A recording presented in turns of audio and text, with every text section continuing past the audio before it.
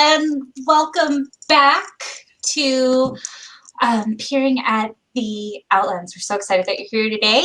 And if you haven't seen one of these episodes before, welcome to your first Peering at the Outlands show. This is Peering at the Laurel. I want to take just a couple of seconds before we jump right in today and thank their Royal Majesties for making this a possibility and for the opportunity to sit down and reconnect when connection has been difficult for all of us. I also want to thank our tech crew that keeps everything going and humors me with my silly requests. So a big shout out to Cal for putting all of this together and for keeping us going. And of course to His Lordship Edric today for being our awesome tech guy. So without further ado, let's hop right into it. I'd like to welcome my second guest for Peering at the Laurel, Mistress Alamanda. Alamanda, how are you? I'm great. How are you? I'm okay. I'm happy to see you. I know. I have been missing a lot of people, and I'm very grateful that we have the opportunity to at least see folks virtually. So we've started doing virtual populist meetings, and like the business takes about 5 seconds, right? And then we just chat for about a couple hours. So it's been great. Social hour. I went to Alberon's All Thing today over Zoom, and it was great. Like they had an awesome class. We learned about how to plant all of these period, like vegetation, fruits, vegetables, all kinds of stuff, but only like stuff that grows in Alberon. It wasn't it wasn't like here's a weird like fruit that only grows in the south of France. It was like here's stuff you can plant in your backyard. It was awesome.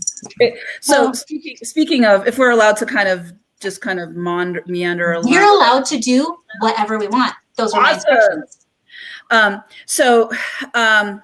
And I'm probably pronouncing this incorrectly, but it's espalier with the fruits where they grow the trees, and it's really cool. So this is very common in medieval gardens where space may be limited but they'll like grow the trees and for fruit trees, and they'll prune them into all sorts of weird intricate shapes, and they'll grow them like right up against the wall and stuff and they produce like regular full-size fruit. I'm like kind of addicted. I would totally do that in my garden because I have a wall that would be perfect. But I know myself, and I know that it's going to be like every other project that I start, and I'm like 3 months down the line, I probably should have pruned those guys. I told them at the end of it, I said, this was great. And now I understand the reason that my garden doesn't grow is because you can't just dig a hole and shove a plant in it. It's not the way it works, unfortunately. But yeah, it was awesome to be able to connect. And I'm happy that everybody is kind of taking those opportunities, when they're presented for us, or creating those opportunities. It's right now, anywhere you turn, you can find something, from the comfort and safety of your own home. And that's super important right now, I think. Yeah. So I know you.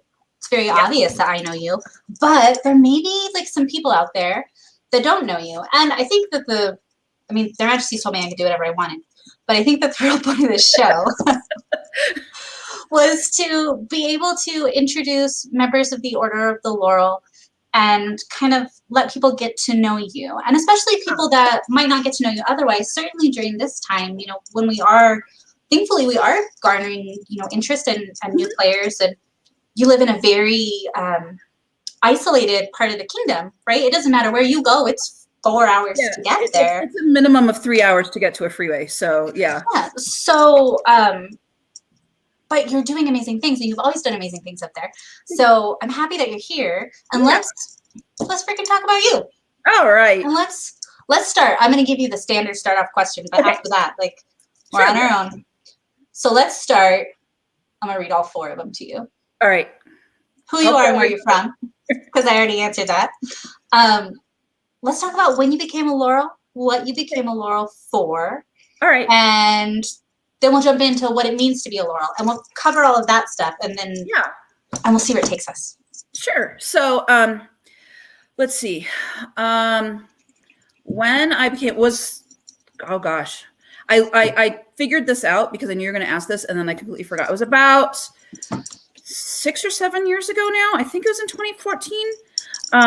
It was right around in there, and it was when Cecilia and Walrick were king and queen here in the Outlands, and it was kind of interesting. So I while I was interested in that Laurel path, and actually Mr. Jean-Marie and I were talking about maybe apprenticing, and but at the time she was Baroness of Cairgalen, so we'd kind of like we talked about it, and then we kind of like didn't really do much, and we try to meet at events and things wouldn't happen, you know how that goes.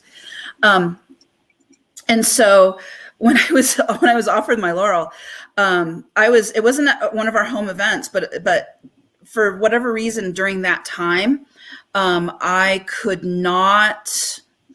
I was on Cecilia's retinue, but I was not able to get to events, and it was just a bunch of everyday things that just during the summer I wasn't able to, and basically she told our Baron and Baroness at the time, get her to an event. So we were at I think it was the first dry stone, and we're there and we're having fun. It's relaxed, and I'm sitting, watching court, and I'm like doing my embroidery, not even paying attention. And I'm like, oh, they called up the Order of Laurel. That's cool. And they're talking about a bunch of stuff. And I wasn't paying attention because I wasn't thinking anything. I'm like, oh, that's cool. Someone's getting a laurel. And I heard my name. I said, oh, crap, that's me. So it was pretty interesting. So I missed all of the spiel about, that they do about this is what this person does and blah, blah, blah. So when my friends would ask me what I was getting my laurel in, which is a little bit of something, I know we're talking, you suggested we might talk about laurels in different kingdoms. So this is something that the Outlands does that's not necessarily common, is the Outlands we don't get a laurel in something, right? We just get a laurel. Which I think is actually really cool, because there's a lot of people that are laurels and they do this very specific thing and they do it awesomely well. Right. And there's a lot of people that like do this one thing and they do it awesomely well, but they like, they will sort of like do other things equally well, right? But so a lot of my friends from other kingdoms were like, oh, well, what are you getting your laurel in? And I'm like, I actually have no clue, because I missed that whole thing. So I said, well, I'm known for costuming and stuff. So at Penzic, I had the honor of helping to be retinue for Duchess Cecilia. And I asked her, I said, so a lot of my friends are asking, and no, it's not something religious. So she says, so, there's a lot of things that you do, costuming, embroidery, you cook a little bit, mostly it's your mentoring. I was the ANS officer at the time for Fontaine.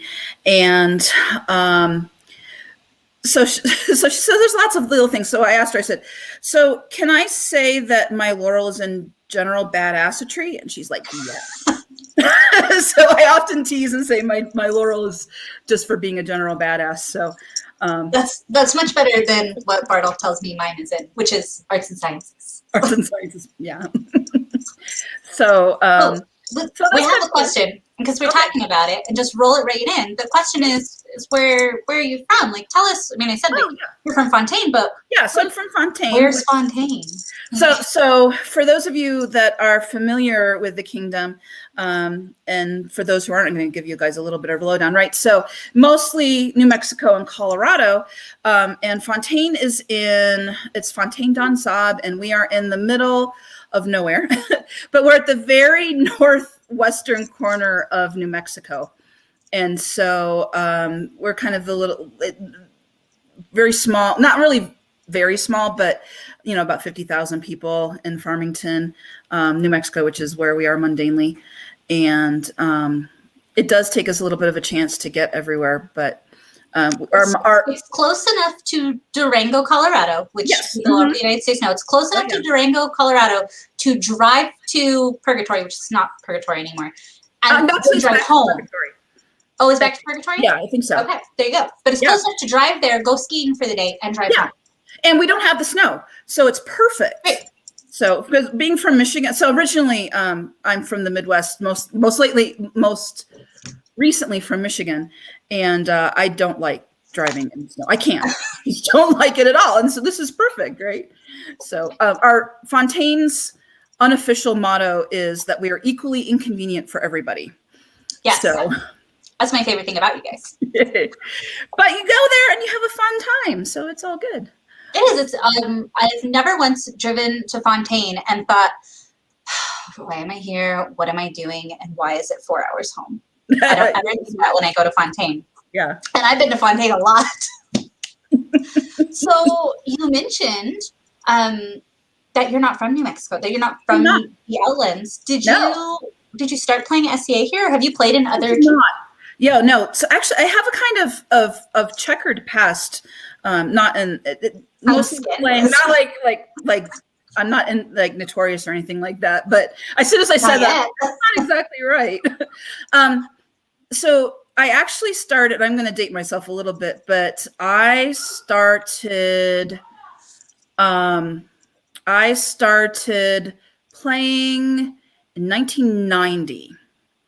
And I'm one of those weird people that, like, I was literally just walking down the street at my college. Sorry, my dogs are going a little crazy in the background. That's okay. Puppies are always welcome. Yes. Well, if they come through, it's going to be very loud. My daughter's watching them in the other room. So, so I was walking down the street at my college, and I was walking with a friend, and we saw a guy dressed in some really strange clothing, and she's like, "Hey, I wonder if he's in the SCA." I'm like, "What's the SCA?"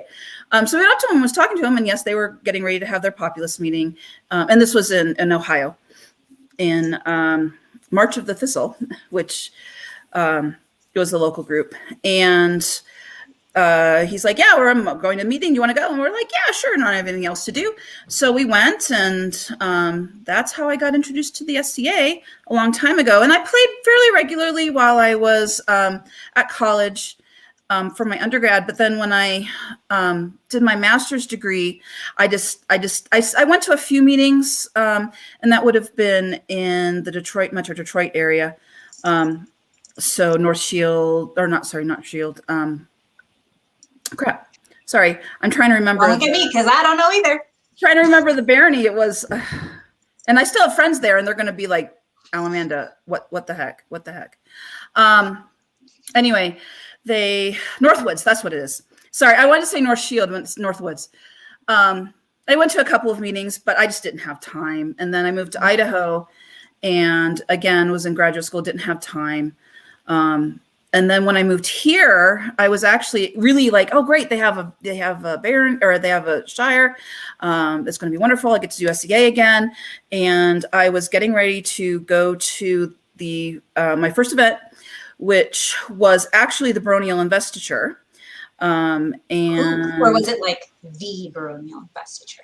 Yeah, so for Fontaine, like the baronial, like they were not a barony yet. And I went to go get site fee, and my card wouldn't work. And I'm like, it ended up, it had been demagnetized, so it wouldn't work in the ATM. And I'm like, I don't want to go and show up without site fee, my very first event. I mean, of course I could have, and they would have been all like, "Yeah, it's fine, whatever, you know, here, I'll lend you." But, you know, not knowing anyone, only have been there like, I've only been there like 3 months. So, and then it just sort of, life happened, and things, and for another 6 years, I didn't play. And I thought to myself, maybe I will, you know, and I just never got around to it until we went to a Toys for Tots event that they were having in the little park in the town that I live in. And I saw them, and I'm like, okay, I am actually going to stop. So I actually stopped. We talked to some people, and they're like, "Yeah, cool." So I went back home, grabbed some garb, threw it on, went to the event. And that was in 2009, I think it was 2008, 2009, somewhere around there. So, and I'm still here. So, and then in a blink of an eye, boom, you're a Laurel, and then the next thing you know, you're Baroness of Fontaine. I know. It all kind of, well, and at that time, actually, when I started, I didn't have my AOA even. With Fontaine. And again, it was one of those things that because I wasn't playing all the time with my barony when I was in college, because I was only doing it when I was there during the school year. And I had that long break. And during that break, I would do things like I'd go to Penzic and stuff like that, but I wasn't doing events. And so I just didn't have that opportunity. And people kept calling me lady, which, I mean, it was a good assumption, right? If someone's been in the SCA for a very long time, you should. So I was like, well, I actually don't have my AOA. And they're like, we're going to get that. So yeah, it was kind of like boom, boom, boom, right kind of in a row. But I do have, it seems like it took no time at all, but I had all of that history of years and years of doing it. So it feels like maybe, I mean, I can't say what it's like to be in that state for 20 years. But it seems like, it feels like it was a really long time, but like when you really jumped in and you spent more time in the SCA than on, life, that you kind of jumped in head first and you were just sort of like, bam. Yeah. Well, and again, it's just that I at that point in time, I had the opportunity to do it, and I had, my life is settled. I was good with my job and all of that, and I had the opportunity to be able to do that, where before I didn't really. So I'm glad I did, though. Sometimes I kick myself. I'm like, why didn't I just do this sooner? But it's good. It happens, right? Like, we all have those things to say, well, I wish I would have done that differently. But we are where we are because that's where we're supposed to be, maybe, I guess. I don't know. So you lived a bunch of other places and you've traveled a lot. Yeah. But since you became a Laurel, you haven't lived anywhere else. No. You're like a tried and true Outlands Laurel. Yes, that is. So let's talk about, let's talk about if or how being a Laurel changed your perception of the SCA, especially for you, because like you have like this varied like past of like playing here and playing there and playing just with a little bit of time that you had, and then playing on a very intense level, when you were the Baroness of Fontaine. So how did becoming a Laurel change your perception of the SCA and what you were doing in the SCA? Yeah, so it is a little bit complicated because I was only a Laurel for just a few months before I stepped up as Baroness. So then I had all of that to get used to as well. But I have to say that, and especially in other kingdoms that are larger, there is sometimes a disconnect, I think, between what people perceive as sort of like regular everyday people and the peers, which we don't necessarily have so much here in the Outlands. Partly, I think, because we are such a small kingdom. If you look at our population compared to some of the other, we're geographically large, right? But we've got a pretty relatively small population compared to like Mid-Realm, which is mostly where I had done stuff before. So, but I did have that sort of inheritance where I'm like, oh, they're peers, I don't know if I should go up and say hi and things, but being being elevated really made me see that, oh yeah, like peers are just regular people, because I consider myself a regular person, right? And if I'm a peer, then they're just regular people. But because I came in with that sort of, oh my gosh, like peers, I tried to be a little bit more approachable, and try to ask questions of people and let them, I kind of just model what I would like to see. And so I'd like to be the person, like, when you walk down to the privy and someone's there with like a giant coat or a dog, you want to be the person that they could turn to and say, hey, would you hold my coat for 1 second? Yeah, yes, exactly. We've all met peers that it was just like you were afraid to even get close to the privy because they were also standing over there. But no, like I want to be the person that's like, hey, I'll hold your shit for you. Like, it's cool. Right, yeah. Well, and I think the Laurels a lot as well. We tend to not, and this is not everybody, but because, especially if you're like a costuming Laurel, you like have all of the stuff. And as we were mentioning kind of before the show started, like the 14th century, this in general, they didn't have a lot of jewelry and a lot of accessories and things like that. But for people that do later period, or even some of the earlier periods with all of the gorgeous Norse and everything with the temple rings. Like, oh my gosh, they just look like so good. And you're just like, oh, I don't want to go up because they're probably, oh my gosh. But no, because what happens is you ask them about that way at all. things, and then they just, and I do this, talk and talk and talk and talk. And then they're like, oh, hey, come back to my camp and I'll show you. And here's a drink. And there, there you go. So there, everybody, you heard it here first. If you come across Mistress Alamanda or myself, we'll hold your stuff for you. Oh yeah. And if you come across anybody else and they won't hold your stuff, then come see us, and we will ask them why. Not that we're going to do like, we're not going to be mean or rude to anybody. You would never do that. But if you're a person out there that wouldn't hold someone else's coat, take note. I do have to say, exactly. I have to say that I have had the most interesting conversation standing in front of the privy, because you're waiting and there's just lots of people and you're just talking, especially in the morning. But sometimes while they're very interesting conversations, you really just got to go because you got to go. And it's like, I really don't want to cut you off, but. And one of the things about in the morning is that that's the time you usually catch people in their underwear, right? Essentially, their pajamas, right? I can tell you that it's like 6 a.m. Like, I'm not putting all of this stuff on. Like, I haven't brushed my teeth yet. Like, I have a shower tunic, and I'm gonna wear that shower tunic right down. And sometimes I'm wholly embarrassed. I'm like, please, like, no one see me. Like, it's even down there. Like, I don't have my face on, but I'll hold your stuff for you. Yeah. Well, and there's been times I've literally been under my underwear because especially if it's a summer event, I'll just like sleep in my chemise or something like that because it's right. And I'm like, I don't want to pull anything on. So you just walk out and but we'll hold your stuff. So all my pants are essentially pajama pants to begin with. Yes. Yeah. Like, it's the truth of the matter. If you want to just be comfortable all the time, like, I know it looks daunting, but Persian stuff, it's really like wearing pajamas all the time. I love it. Yeah, that's so my main persona is 14th century, but I'm kind of working up like stuff for the Turkish in my case. But it's so, especially for camping events. Oh my gosh, so much. So great.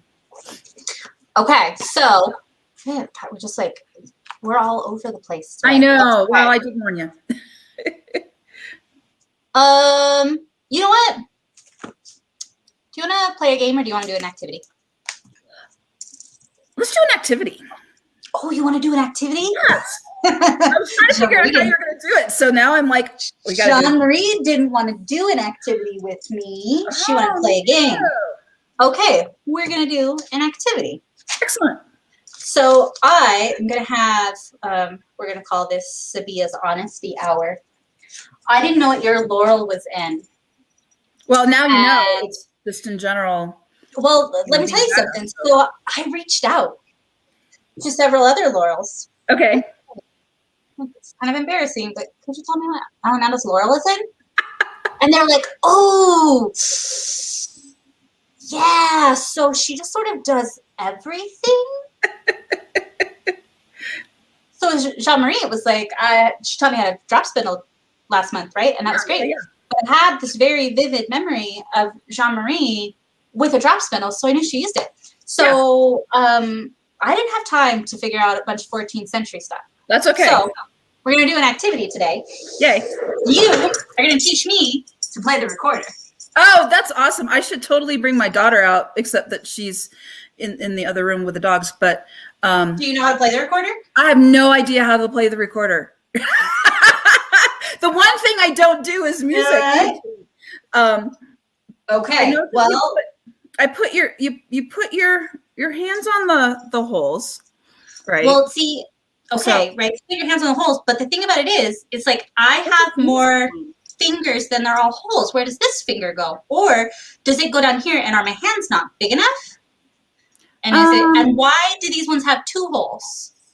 So I think the ones with 2 holes are for doing grace notes, like the little cool little type of thing. I don't know what a grace note is. I do know that.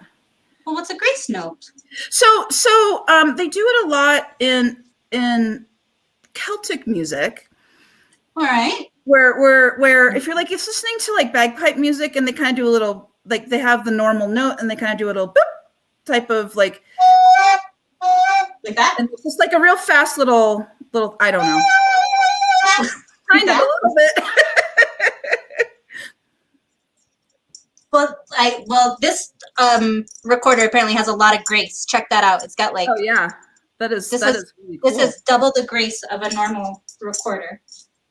All right. So you don't know how to play this. Neither do I. Let's play a game. That's all right. We can play a game. That's all good.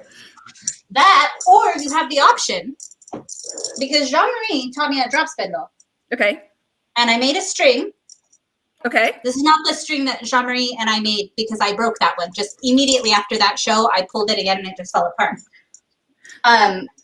But I don't know how to connect them.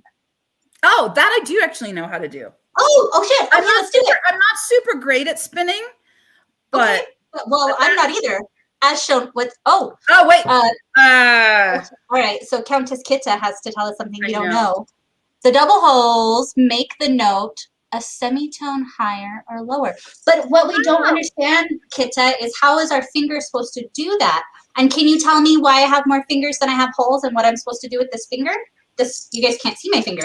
This finger right there, where does it go? Or is it just like, is it having a tea party by itself? We'll wait. We'll wait for her. Okay.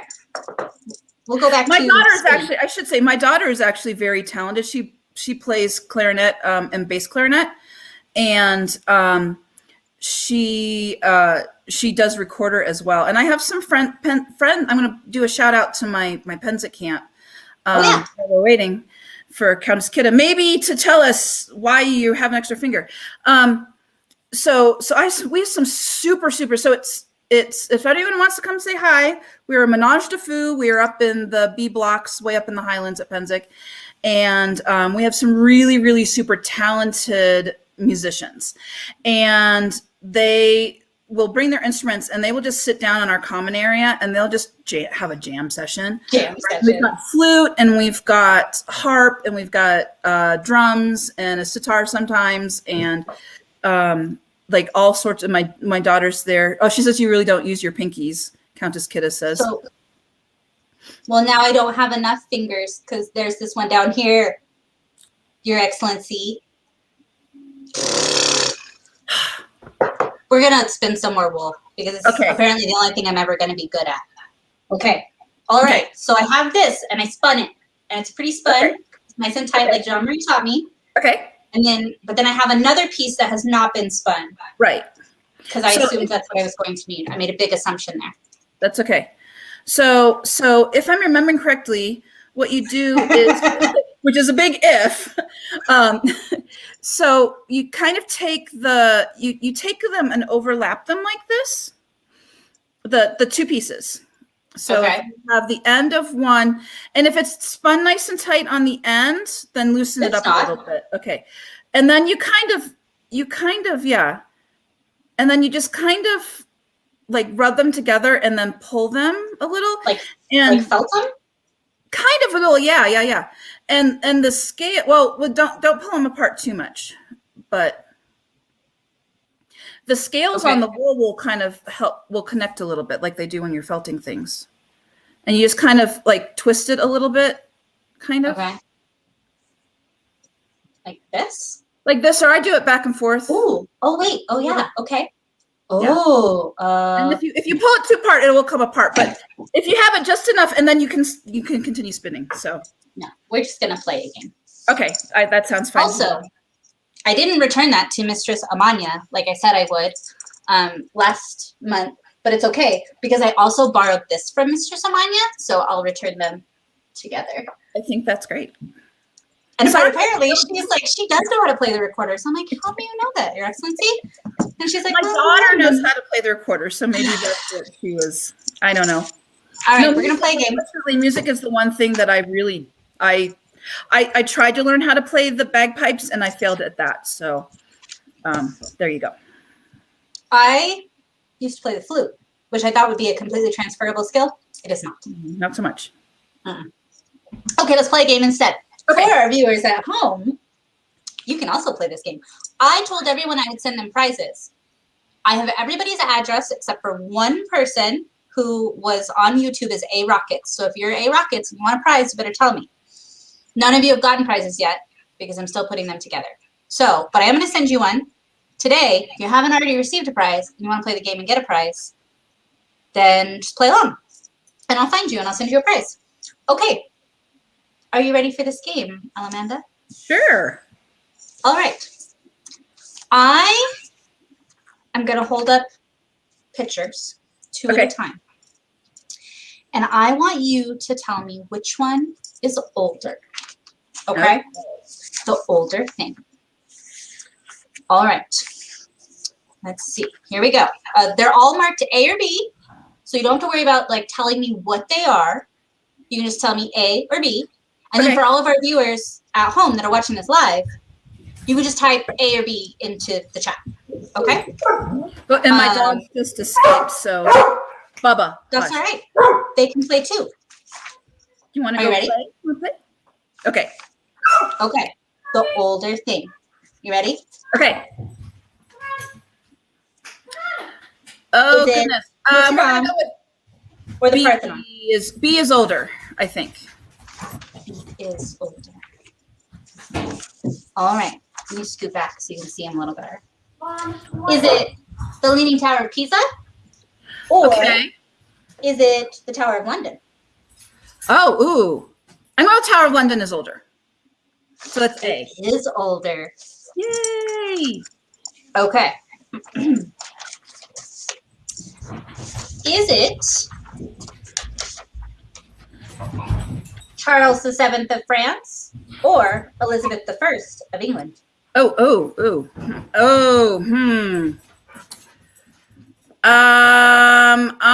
am gonna go with Elizabeth. Is it's not. It's Charles VII of France. And look at these. But look at these freaking costumes. I know. Right? These costumes are 100 years apart. That's crazy. Keep up with the times. Like I'm not allowed to wear skinny jeans anymore, but they were like wearing the same shit like 100 years later. Okay, are you ready? Yes. All right. Is it Akalina or Sabiha? Oh goodness. I'm trying to look on the computer screen as well. And hold on, my dog is driving me crazy. Bubba, go on. Come on. Which one is which? The older person. I won't say thing. Who is older? Yeah. That's a trick. Like your personas or? No, the actual person. That's mean because I don't want to say the wrong thing. Bubba, enough. I can tell you what, I'm older than Bardolph. Does that help? I am going to say, I'm going to say Akalina is older. She is. Ah. But she's only older by 5 months. So it is sort of like a trick question. Okay. What's Serena doing? She's trying to get the dogs outside. Sorry. I apologize for that. It's okay. Hey. It's supposed to be a good time. Yes. And the dogs want to have a good time too. They are going outside and having a good time. The weather's lovely. I don't know if it's lovely where you are, but in Alberon, oh, it's like 70 degrees and just, it's the best. Okay. All right. We got 2 more. How many dogs do you have? I have 2, and they are very loud dogs. And I've been away for a week, so they're very they kind of want to be around mom all the time. That's like my kids. They're very loud and they don't want to leave you alone. I know, yeah. So. Okay. All right. We got 2 more. Okay. You ready? Yes. Which one is older, A or B? Oh, Atenveld is older, B. right? The belt is older. Yes. Okay. Last one. Are you ready? I don't know. How are you doing? Sure. You're doing not too great, huh? I know, no. I really have no. You missed the Aquilina question. You missed the Charles question. You got the Tower of London question. Okay, so you missed 2 out of 1, 2, 3, 4. How many do I have? It doesn't matter. Okay, last one. All right. The older thing. Is it the Kingdom of Atlantia? Okay. Or is it the 11th studio album by the Grateful Dead titled Go to Heaven? I'm going to say the Grateful Dead. It is the Grateful Dead. Yay, I guessed right this time. Yeah. Not by much, though. Not by much at all. Atlantia was formed in 1981. And the 11th studio album from the Grateful Dead, Go to Heaven, came out in 1980. Okay. So there you go. All right. Okay, shall we do show and tell? Yeah, let's do show and tell. I'm going to have to paint a verbal picture, though, so. That's okay. Do you want to go first or second? I'll go second. Oh. Well, or is there an or? No, I'll go first. It's fine. Okay. I have several things for show and tell today. I hope you brought several things too. Yes. So I'm going to start off by some show and tell. I brought some things that I love that other people made.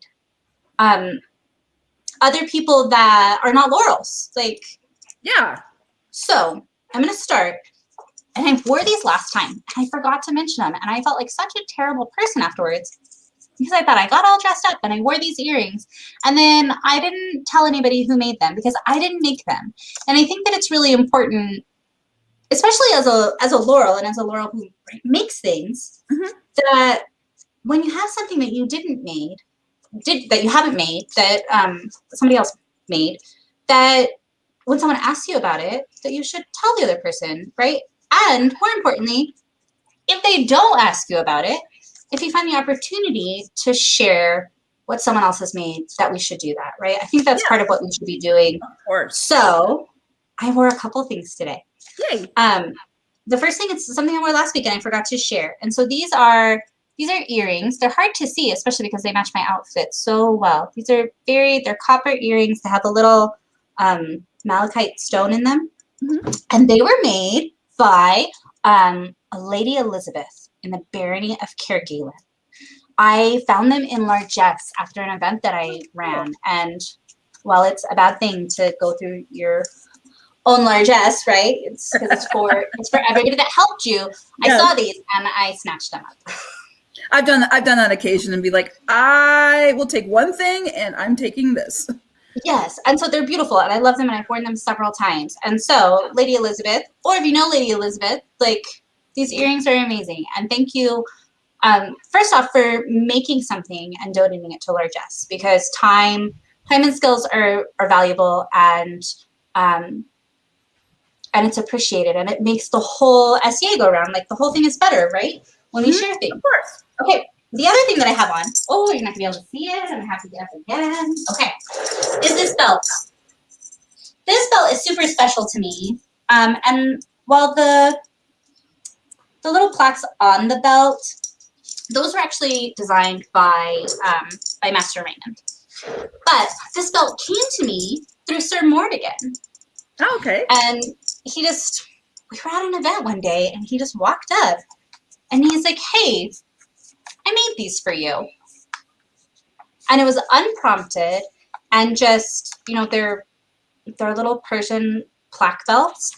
And I think he just, I don't know, I guess he just saw them and he thought of me, and he was working for Sir Raymond at the time.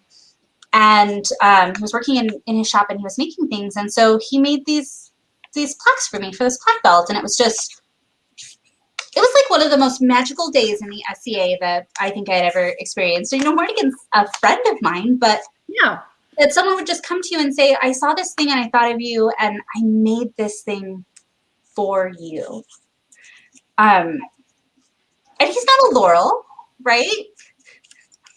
He's a royal peer, right? And and of course, like he's a member of the chivalry, but he's not a person that's known for his art. But he's doing art and he's doing great things. And I know that not everyone benefited from it, but it was a nice gesture and it was a nice thing to receive a gift that someone else had made.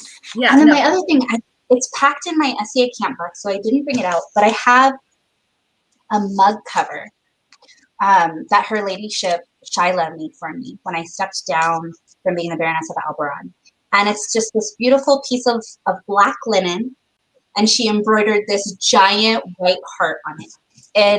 And she gave it to me after, it took her a while to do it. She gave it to me after it was done. And it's just one of the most like meaningful things that I have. And I think about it, and a lot of the most meaningful things I had are things that I didn't make. And they weren't necessarily made by other Laurels. And a lot of them were made by people that you wouldn't necessarily think are artisans at all. So that's my show and tell for something that I didn't make. Do you want to do yours that you didn't make? Yes, I have 2 things for that as well. And when we had discussed doing this, we were talking about people that aren't Laurels. But I have one that's from someone that's sort of along that. She's an apprentice, so she's along that track. And then I have one who's someone who is a peer, but is not a Laurel. So I don't know if you're familiar with Chaos. I'll kind of go over what it is for those that aren't as well.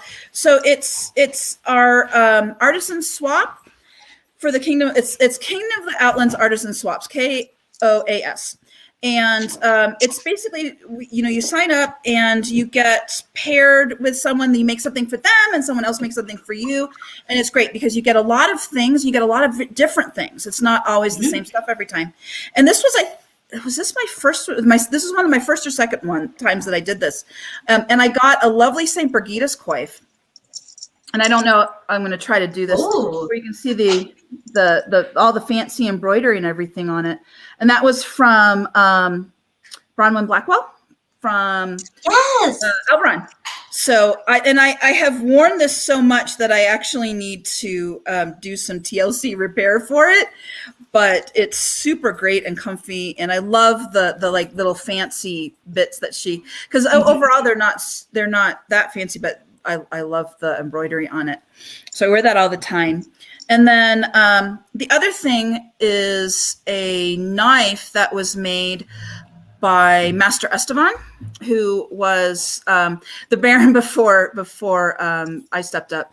And so, again, I'm going to try to, there we go. It's a lovely knife. And what he did was he created this, there we go. He created this for Warders, and it has Warders, our main camping event, right, on there. But he made the handle for it and carved the little Fontaine fountain, and it's antler. So, and it's just a great, perfect little size. And then he made the lovely sheath for it as well with the fountain on it. And I use this for everything. Mostly like I keep it in my basket. So I take it to events, and it's great. Oh, you need something cut? Let's grab my knife. I very often use it to cut the cheese. So if you are familiar with Baron Esteban, I find that very appropriate. And it's he made this for some prizes for us to give away at our first quarters as B&B, and I decided to keep one. So you still had largesse. I kind of did the same thing. So what I'm wondering is this a thing that like none of us are talking about, that all of us like we're all taking a little something out of largesse? I think we probably do. Okay. But I love this because he doesn't necessarily consider himself an artisan, because he's a master of defense and he's known for his fighting skills, but he's actually a really, really, really excellent artisan. And he does a lot of good leather work. He works with bone and a little bit of metal. He had been exploring a little bit with doing some pewter casting and things like that. So I think that he's a very talented artisan, even though he doesn't necessarily think of himself that way. So I love it when people do that. When they're like, I'm not really an artisan, but I'm going to do the thing anyway, right? And sometimes it's like coming across individuals like that, where it's like, hey, you made that thing and you should show that thing to other people, and you should teach people how to make that thing. And if they don't consider themselves an artisan, it's not something that they would do. They would never consider sharing it with someone else, right? Right. Yeah. And so it's kind of magical. And I think those are definitely some of the more like special pieces that I have. I mean, don't get me wrong, like Sir Elric has made a few things for me that I really cherish, and I have a few little things that Duchess Cecilia gifted to me that they're meaningful. I mean, Mistress Alamanda made this, everybody, right? And I have those things and I cherish them, but there's something different about it when a person who's not a Laurel or not known for their arts makes it and gifts it to you. Yes, definitely. Yeah. Okay, now on to like the dirty part of show and tell. You want to go first? Or you want to go second? I can go first on this one. All right. And I really love that you're doing this, especially with the Laurels, because everyone thinks, oh, right, everything that Laurels make are great. And no, we just don't. Not at all. No. Although I went looking for something, and I'm really good at recycling my projects that don't work out and using, fabric for other things or So I don't actually have my thing. That's okay. I'm going to try to paint a verbal picture for you. So this was in the time between living in Idaho and moving here to New Mexico. And I was living in Michigan for a year, and I was like, oh, great. I'm finally, back in the area. I'm going to go to Penzic, but I have like very little garb anymore because, life happens, and I had my daughter, and so I kind of outgrew all my garb from before. I'm like, garb, right? And this is going to be awesome. I love making garb. And I used a commercial pattern, and it was one that was designed for medieval clothing, and they did great research and had all sorts of other options, A, B, C. And I was trying their pattern, and I just could not figure it out. And I cut out all the pieces, and I'm trying to put them together, and I'm trying to follow. I could not understand it. And it had a very strange thing happening in the underarm area. And one of my friends, actually, her undergraduate degree is in theater costume design. And between the two of us, we were trying to figure this out, and we had no idea. And so she can't figure it out. Abandon ship. Don't make it. I know, but I couldn't because it's, of course, like a week before I'm supposed to be leaving, and I don't have anything, right? So I just got to, and this is the pattern I had. So we threw something together, and you know how sometimes on dresses you'll get like side boob a little bit, like where you get weird, like, or I know I get side boob a lot, where I get like, anyway. These had side. I don't consider side boob a bad thing, but well, no, this wasn't just like side. These were side boobs. They had these like it. You had the normal, and then like there were two extra little pouches of something like right under the armpit. It was the weirdest. Like it was so bad. Not to like get too personal, but like, do you have like dresses that like? Do you wear like the period undergarments with them? Because I am not sure, like straying away from like my like 21st century, like. I do actually like, so with the 14th century, you, a lot of they didn't have like bras and stuff like that. So I go back and forth. I do actually like doing the self-supporting dresses where it's kind of built in. And I actually find them super, super comfortable for me. And I get really, really good support with them. But I like them, but they're very hard to lace up and everything. And you do definitely have uniboob where it's just run right across the thing. So I do sometimes wear my like regular modern undergarments. Yeah. One of the projects I want to do is I do actually want to make myself a set of linen braids, like basically boxer shorts, right? I love them. Yeah. Well, and the linen with the wicking away of the sweat, I'm thinking that's going to be great. And the period choice. So there you go. Right. I wear pants with all my costumes. My costumes come with yeah. pants, so I don't really have to worry about it. It's not a good thing. But anyway, back to your dress.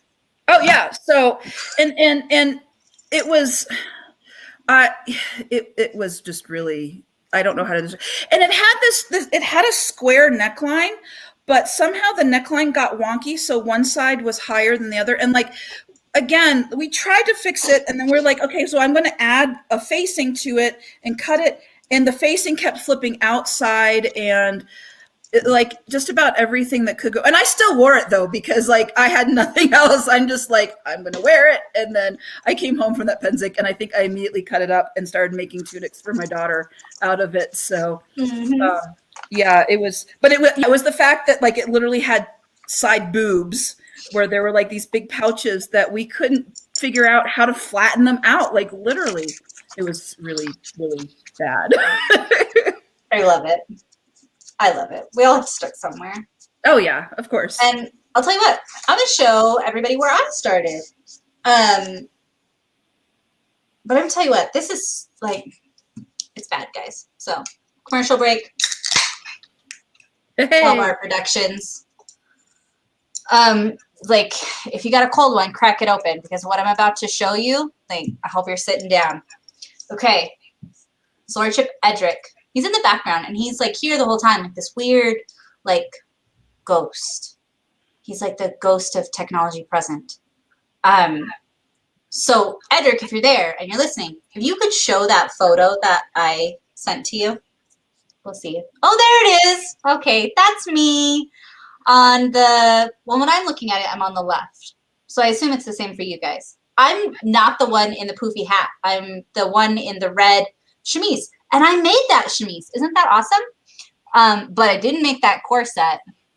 And I did not make those striped tights. And I did not make that chain link bikini belt or the sash that I'm wearing under it. I also didn't make those boots. But I did make that chemise. And I look at this photo, and I simultaneously love it, and I'm embarrassed by it. Because we all just start somewhere, right? Oh, yeah, of course. That was the first piece of garb I ever made, was that red chemise. And I made it on a friend's sewing machine. And it was actually a friend of mine that she was the one that got me into the SEA. And I'm like, I can't afford this stuff. Like, how do you afford to play the SEA? And she's like, well, if you can't buy it, you'll make it. So I picked out the costume that I wanted. And this was my very first outlandish, my very first big camping event. And here I am. This is my friend, Lady Petra. And so that's the first thing that I ever made. And now it can go away forever. And we don't ever have to talk about it again.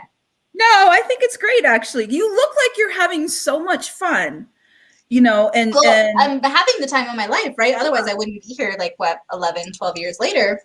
Yeah. But you don't know what you don't know. But I'll tell you what, it doesn't matter if you don't know yet. Because I'll tell you what, like, I was having as much fun then as I'm having now.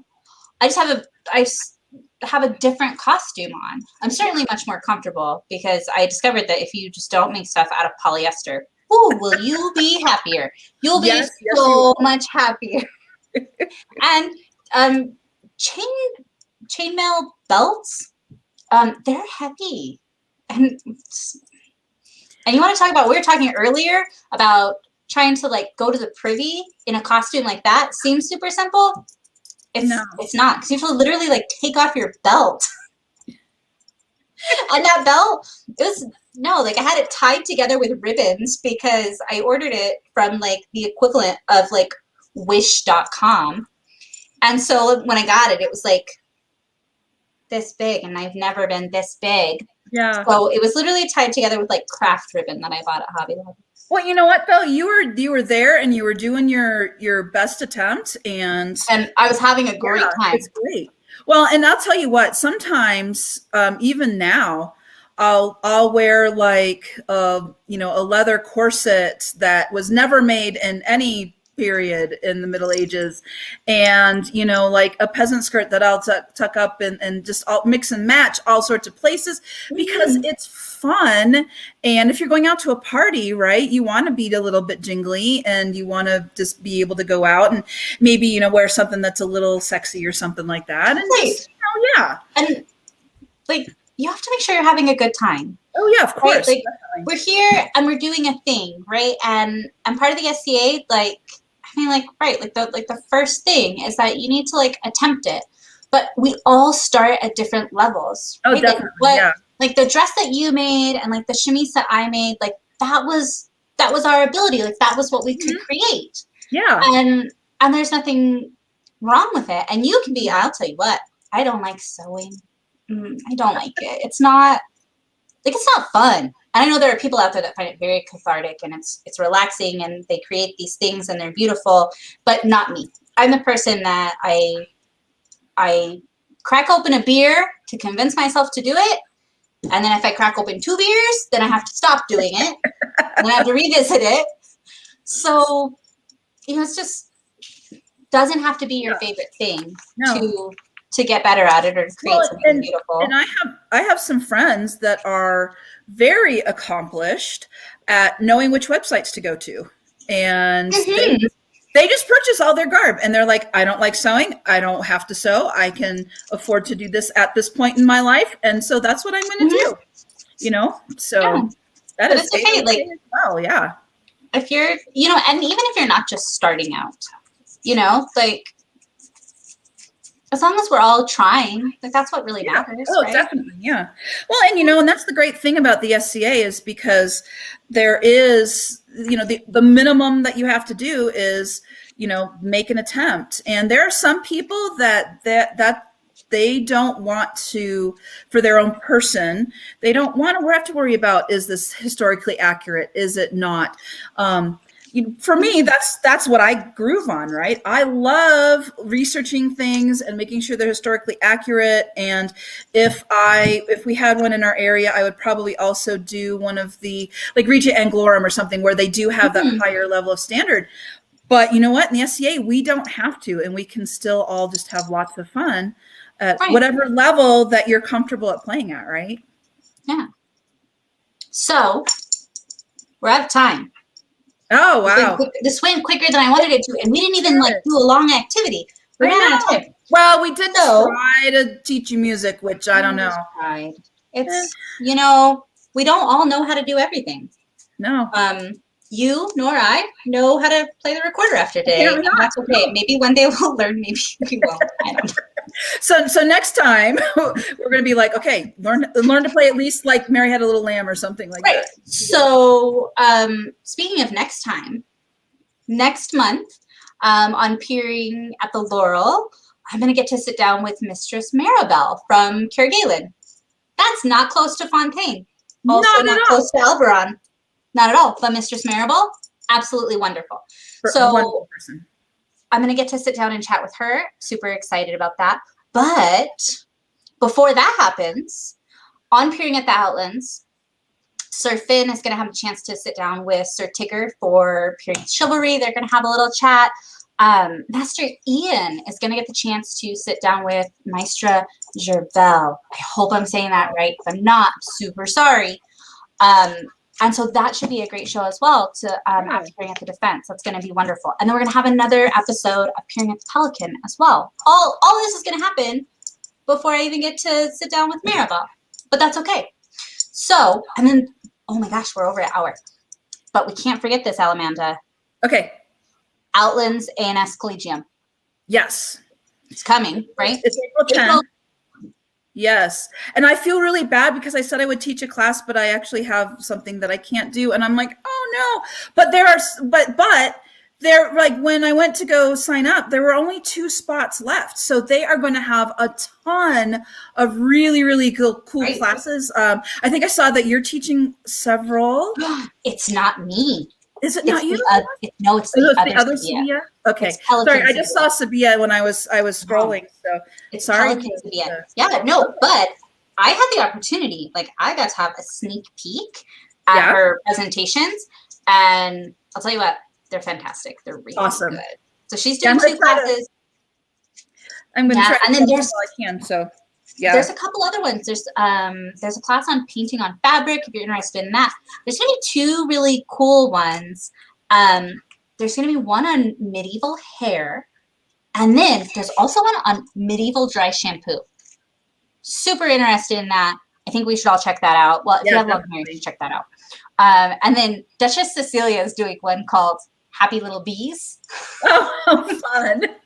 And so it's an illumination class where I think those like big block first letters, I don't know much about illumination, so I'll probably have to go and learn something. But I think it's going to be a really good time. Yeah. And like same as this, comfort of your own home, like pop in, pop out whenever you want. But go. It's a great chance for us all to get together, see what other cool things are out there that other people are doing or what we could be doing. So I think it's great. Okay. That's it. We're at it. We're over. Ah, well, thank you for having me. I was very honored to be your second guest. I was super excited that you said yes. Honestly, you know, all these other people that I think of when I think of all of the good, cool Laurels, and I'm like, why did she ask me? I guess I'm okay, you know. Because you're a good, cool Laurel. I didn't know what you did, but now I do, sort of, kind well, of. Yeah, because I'm the Laurel of badassery. So, Yeah. Yeah. You, much like myself, have a Laurel in arts and sciences. Yes, pretty much. Thank you, everybody, for coming. If you're here, I'm going to say now, but it doesn't matter when you're watching this. It'll still be now for you. So I guess if you're here while we're live and we're over, thanks for coming by and joining us. If you're watching it later, thanks for watching it later. Thank you again to their Royal Majesties Tabela and Nerissa for providing us with this opportunity to do this. And thank you again to Cal and to His Lordship Edric today for being our amazing tech crew. We'll see you guys next month for Peering at the Laurel with Mistress Maribel.